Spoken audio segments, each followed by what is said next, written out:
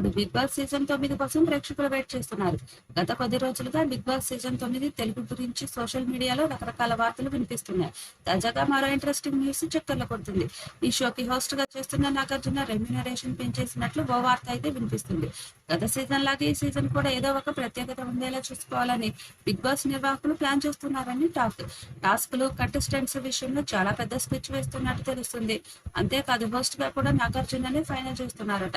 Big boss Telugu ప్రతి season మొదట్లో host గురించి ప్రత్యేక చర్చ జరుగుతుంది. మొదటి సీజన్ కు జూనియర్ ఎన్టీఆర్ హోస్ట్ గా వ్యవహరించారు.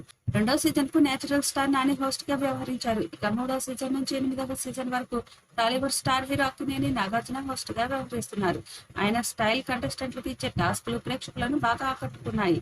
దాంతో మళ్ళీ నాగార్జుననే హోస్ట్ గా రావాలని కోరుకుంటున్నారు. ఈ వీడియోపై మీ అభిప్రాయాన్ని కామెంట్ బాక్స్ లో తెలియజేయండి. ఈ వీడియో మీకు నచ్చితే లైక్ చేయండి, షేర్ చేయండి, కామెంట్ చేయండి. మరిన్ని అప్డేట్స్ కోసం మన ఛానల్ ని సబ్స్క్రైబ్ చేయండి. అలాగే పక్కనే ఉన్న గంట సింబల్ని గట్టిగా కొట్టండి.